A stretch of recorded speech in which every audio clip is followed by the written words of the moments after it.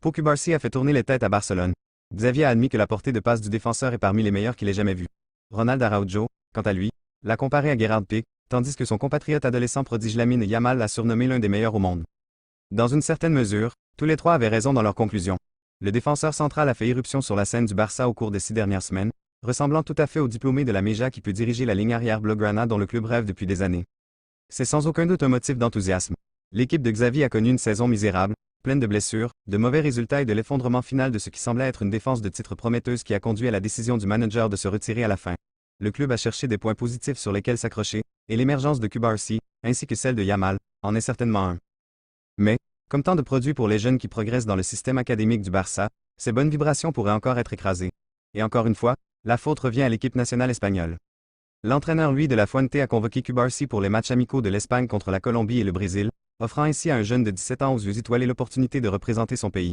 Mais pour le Barça, qui a vu tant de ses meilleurs talents épuisés ou blessés en partie à cause des rigueurs du football international, Cubarsí est mieux à la maison.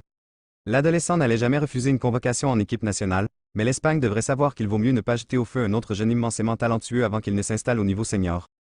Monté rapide peut-être à cause de sa position sur le terrain, Cubarsí n'a pas été évoqué avec les mêmes termes élogieux que certains autres récents diplômés de la Meja, tels que Gavi, Yamal et Alejandro Balde. Pourtant, Cubarsí a été capitaine d'équipe de jeunes à de nombreux niveaux et est devenu en 2022 le troisième plus jeune joueur de Barcelone à faire une apparition dans l'UEFA Youth League. Xavi l'a récompensé peu de temps après, en convoquant le défenseur central à l'entraînement en équipe première en 2023.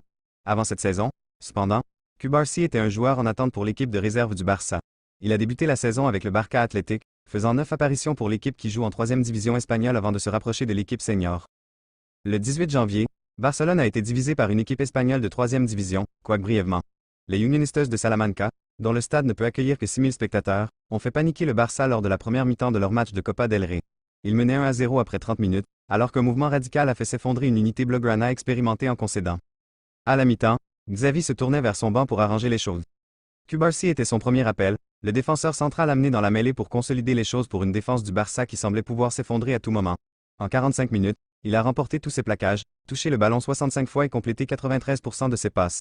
S'il était censé y avoir des nerfs associés au fait d'être un jeune de 16 ans chargé de redresser un jeu qui risquait de lui échapper, alors il n'était pas présent ici.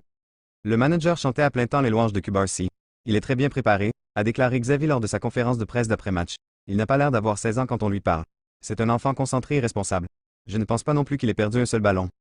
Depuis lors, Cubarsí a disputé 12 autres matchs en équipe première, devenant ainsi un habitué des côtés d'Araujo, et a désormais été convoqué en équipe nationale. Douché d'éloges, les éloges pour les performances de Cubarsí ont afflué de partout dans le monde du football. C'est ainsi que cela fonctionne pour ceux qui portent les blaugrana. Les comparaisons avec les légendes du jeu n'ont pas non plus été difficiles à trouver.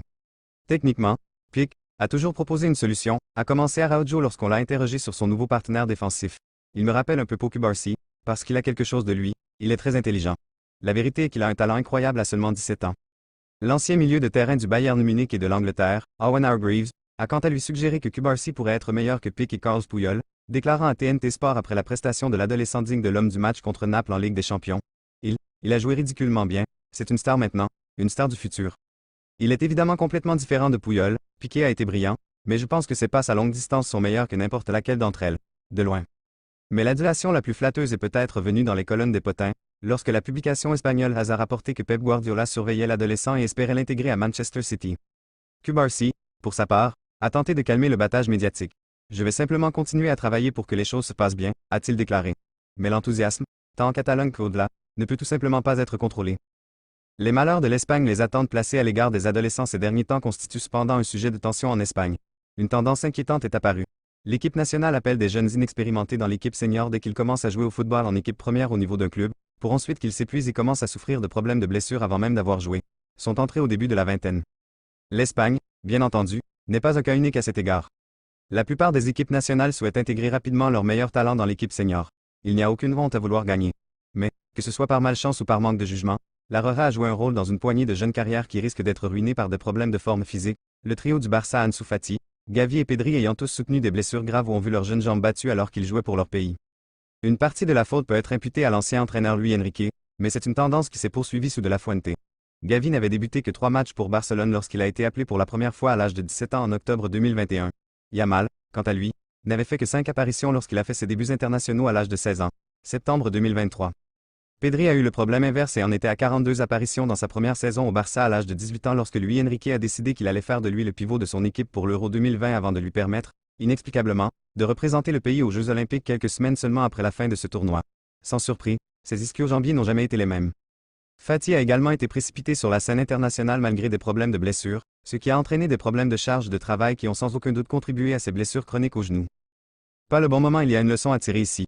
Certes, si l'Espagne traversait une sorte de crise de blessure paralysante, il y aurait lieu de plaider en faveur de l'inclusion de Cubarsí. Il est vrai que la Roja a parfois eu du mal à construire sa défense depuis les abandons de Piqué puis de Sergio Ramos. Mais maintenant, pour la première fois depuis 18 mois, quelque chose qui ressemble à de la clarté commence à émerger. Aymeric Laporte et Robin Lenormand semblent constituer un duo d'arrière central raisonnablement établi, tandis que Dani Viviane en a montré suffisamment pour que l'Athletic Club fasse valoir ses arguments en tant que remplaçant solide. Pau Torres, bien qu'il ne fasse pas partie de cette équipe, compte 23 sélections en Espagne et a participé au camp de novembre. Cubarsí pourrait donc peut-être bénéficier d'une convocation, au moins pour s'entraîner aux côtés de joueurs de l'équipe nationale. Il y a toutes les chances que le fait d'être entouré de pros expérimentés et d'apprendre sous la tutelle d'un manager d'une équipe nationale de haut niveau lui soit bénéfique. Mais l'Espagne n'a pas besoin de lui pour le moment. Potentiel en Euro mais dans 3 mois, les choses pourraient être différentes. L'Euro 2024 sera un tournoi intéressant pour l'Espagne. Les triples vainqueurs ne font pas partie des favoris pour la gloire en Allemagne et devront se battre pour la première place dans un groupe délicat qui comprend également l'Italie, tenant du titre, et une équipe croate toujours embêtante. Ce n'est pas le genre d'équipe qui peut simplement traverser un tournoi en jouant en toute sécurité.